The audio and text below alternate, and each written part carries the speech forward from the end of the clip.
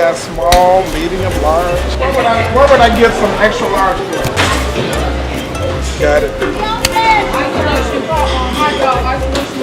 We got chicken noodle soup, Okay. tomato soup, mushroom soup, which is a puree mushroom soup, Okay. tomato plus, and chicken noodle plus.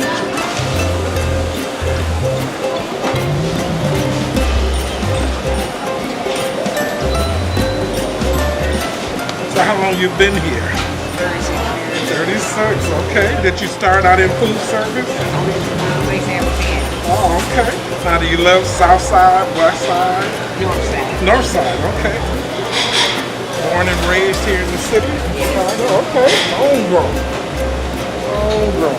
I was actually born here at Cook County Hospital, but I was raised in Tennessee by my grandparents on a farm, a little town called Bemis, Tennessee. On the south side, went to Diet Middle School.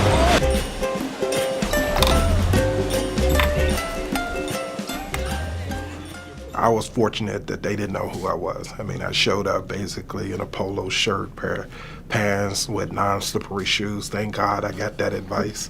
I was introduced as a new worker who would be spending a few hours with Don, and for Don to show me the ropes. And so after the introduction, he said, okay, we got to go up to the floors and pull carts. And so we went up to a number of the floors and pulled carts. And I mean, just something that you would think would be as simple as pulling the cart. But Don showed me how to brace the carts so they don't run up on the back of your ankle and injure yourself. Talked about, we got to get you some new shoes, because if you're just going to stay here and continue to walk in those shoes, you're going to need a shoe with a higher platform, or you're going to have challenges with your feet. I mean, just those kind of things. I mean, I really felt at home. And so, you know, Don, the first 2 hours I was spent with him, and it was just incredible. Well, it really wasn't difficult for me to share an experience, because out of high school, you know, I've washed dishes at the original Pancake House at 51st and Lake Park. I've worked at Kentucky Fried Chicken. I've worked at Ponderosa.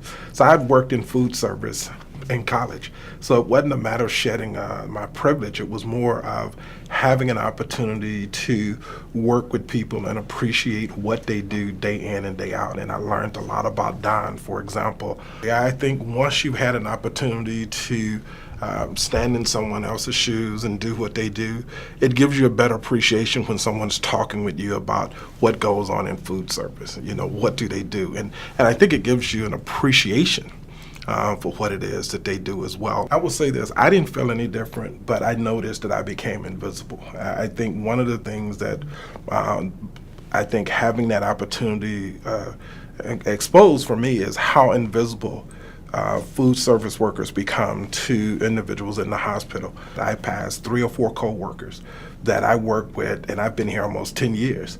And I would say, hey, good morning to this one, good morning to that one. One, they weren't even looking at me as I walked past them. 2, after I said good morning, they recognized the voice, and they had to do a double take, because here I was in a hairnet with an apron on, walking down the street pulling carts.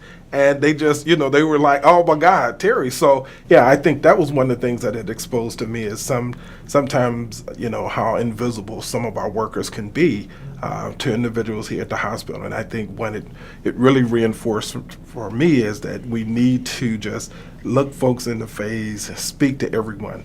For them not to know what I do here at Rush and treating me like a regular employee was just a highlight of my day. I mean, I really would love to go back and do it again. As a matter of fact, I plan to go back and visit them.